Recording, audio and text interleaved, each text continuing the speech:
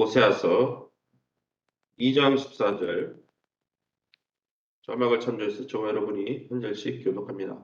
14절 그러므로 보라 내가 그를 타일러 거친 들로 데리고 가서 말로 위로하고 16절 여호와께서 이르시되 그날에 내가 나를 내 남편이라 일컫고 다시는 내 바알이라 일컫지 아니하리라. 18절 그날에 내가 그들을 위하여 들짐승과 공중의 새와 땅의 곤충과 더불어 언약을 맺으며 또 이 땅에서 활과 칼을 꺾어 전쟁을 없이 하고 그들로 평안히 눕게 하리라. 19절 내가 내게 장가들어 영원히 살되 공의와 정의와 은총과 긍휼이 여김으로 내게 장가들며. 아멘. 오늘은 호세아서 2장 14절에서 23절의 말씀 가지고 다시 일치를 이루어 드리라 말씀으로 함께 말씀 나누기 원합니다. 심판의 경고, 하나님의 이 심판의 경고를 제대로 듣지 않고 멸망의 길로만 치닫던 이 북이스라엘은 결국은 모든 것을 다 잃어버립니다. 결국은 멸망하죠, 나중에. 그런데 하나님이 이 멸망해 버린 북이스라엘 그들을 찾아가서 회복을 약속해 주시고 하나님과의 진정한 하나됨을 이루게 해 주겠다라고 오늘 본문에 새 언약을 말씀하고 계신 것이죠. 그럼 이 본문을 통해서 우리가 믿고 의지하는 하나님은 어떤 분이십니까?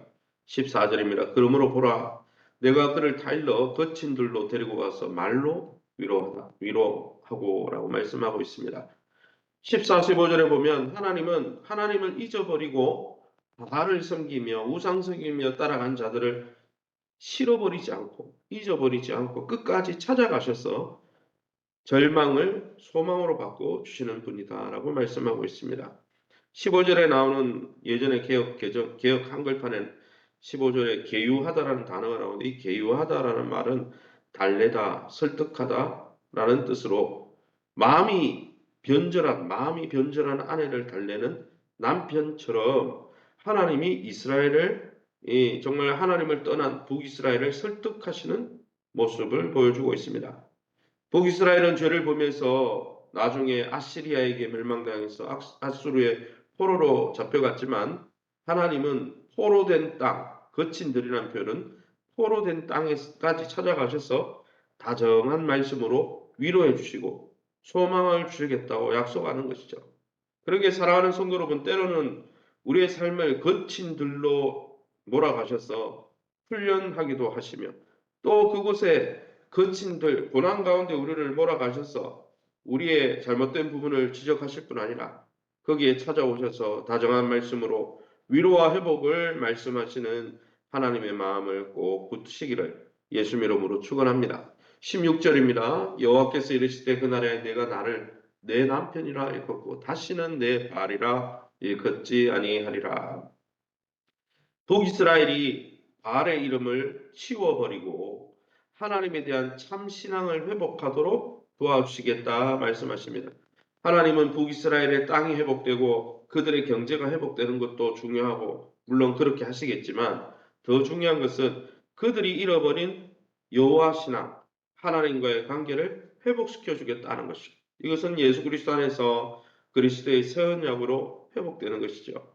사랑하는 성도 여러분, 사실은 우리가 하나님을 부르며 하나님을 아버지라 부를 수 있고 또 그 하나님을 섬길 수 있는 것도 내가 의지적으로 결단해서 되는 게 아니라 사실 하나님이 주신 은혜의 선물임을 꼭 기억하면서 그 하나님의 회복의 은혜를 붙드시기를 예수 이름으로 축원합니다. 18절입니다. 그날에 내가 그들을 위하여 들짐승과 공중의 새와 땅의 곤충과 더불어 언약을 맺으며 또 이 땅에서 활과 칼을 꺾어 전쟁을 없이 하고 그들로 평안히 눕게 하리라. 하나님께서 새 언약을 선포하시죠. 새 언약의 주도권을 주신 분도 하나님이십니다. 이 언약의 효력과 특성을 보장하는 분도 오직 하나님뿐이죠.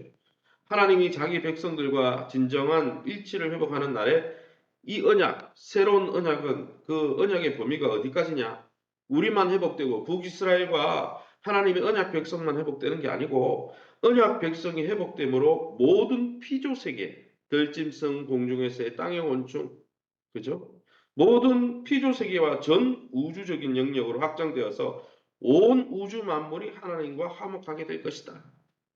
이게 예수 그리스도 안에서 에베소서에 나오는 만물이 우리가 타락함으로 만물이 타락했던 것처럼 우리를 회복시키심으로 하나님이 온 우주 만물도 함께 회복시킨다. 그래서 로마서 8장에는 온 우주 만물이 우리가 구속되는 그날을 기다린다 말씀하잖아요. 왜요? 같이 회복될 거기 때문에. 전에는 하나님의 백성이 아니던 자에게까지 이방인에게까지 이 구원의 지경이 넓혀지게 하시고 결국은 하나님의 백성으로 일컬음을 받게 하시겠다고 21절에서 23절에 말씀하고 있습니다. 이처럼 하나님은 언약을 갱신하시고 언약을 새롭게 하시고 북이스라엘이 그들의 죄악 때문에 하나님을 멀리 떠나갔지만 그들을 다시 구원하시고 회복시키실 때 그 언약의 범위를 더 넓히셔서 하나님의 사랑과 긍휼의 풍성하심을 보여주시는 분이죠. 그러기에 찬송과 함께 이 하나님을 나의 왕으로 나의 주인으로 고백하면서 그 하나님의 백성답게 부끄럽지 않은 삶을 살아가면서 그 언약의 놀라운 복을 누리는 이 영생의 삶을 풍성히 누리는 이 땅에서부터 누리는 저와 여러분 될 수 있기를 예수님 이름으로 축원합니다. 19절입니다. 내가 내게 장가들어 영원히 살 때 공의와 정의와 은총과 긍휼이 여김으로 내게 장가들리라. 19절과 20절 말씀에 보면 부정한 호세 안에 부정한 창기 고멜과 같은 이 북이스라엘에게 어떻게 하겠다고요? 다시 새 장가를 들겠다. 그리고 창기 같은 그래서 바알을 음란하듯 섬기면서 망한 이 북이스라엘과 영원히 같이 살겠다라고 선포하고 계십니다. 20절에 이 말은 북이스라엘의 지난 모든 과거와 죄를 묻지 않고 그들을 다시 당신의 정결한 신부로 여겨주시겠다. 하나님의 정결한 백성으로 삼아주시겠다. 물론 이것은 다 예수 그리스도의 보혈을 통해 이루어지겠죠. 또한 장가될 것이라는 말을 19절과 20절에 세 번씩이나 강조하면서 이 혼인의 영원성, 3, 7, 1은 완전수죠. 세 번을 이야기하면서 이 혼인은 영원히 깨어지지 않는다. 약속하시면서 게다가 많은 혼인 선물까지 같이 보내주겠다. 그 혼인 선물은 우리의 삶이 회복되는 것을 이야기하겠죠. 그것은 의와 공평 위에 은총과 긍휼이 여기심이 보태진 하나님의 성품 때문이다 말씀하고 있습니다. 하나님 우리가 잘나서 우리에게 뭔가 이용할 가치가 있어서가 아니라 이미 우리는 하나님 앞에 평생 은수로 하나님의 마음을 심히 아프게 했지만은 하나님의 공의로운 성품, 정의로운 성품, 은총과 긍휼이 여기시는 성품 때문에 우리에게 이 언약이 주어졌다는 거예요. 그래서 하나님 되심 때문에 우리가 구원받은 것이지 우리가 뭐 잘나서 우리가 많은 봉사를 해서가 아니라는 거죠.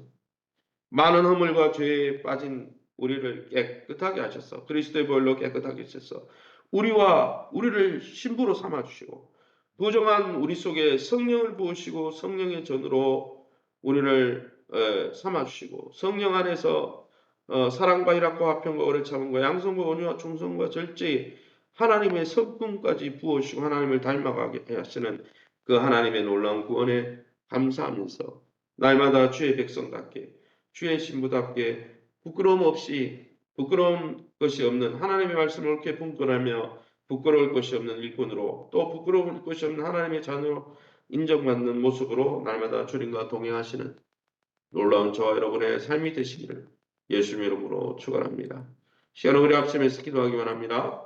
우리의 과거의 잘못과 죄에도 불구하고 다시 위로하시고 새 힘을 허락하시겠다고 약속하시는 하나님을 신뢰하며 하나님께 돌이키도록 또 하나님과 동행할 수 있도록 두 번째는 하나님 나라를 이 땅에서 우리가 누리고 경험할 뿐 아니라 그 영광과 은혜를 예배하고 자랑하고 증거하는 우리의 평생 아름다운 삶이 될 수 있도록 세우신 교회와 좋은 관계를 맺게 하여 주시고 교회를 통해서 변화와 성장을 경험할 수 있도록 우리 환우들을 위해서 또 우리 진학을 앞두고 있는 우리 학생들과 취업을 앞두고 있는 우리 학생들 또 기업에 우리의 일용할 양식과 주기도문에 나오듯이 우리의 영적인 육적인 필요를 통해 또 하나님께 영광 돌리며 하나님 이름을 영화롭게 하는 오늘 이 하루가 되게 해달라고 우리 합심해서 통성으로 기도합니다. 주여 하나님 아버지 감사합니다.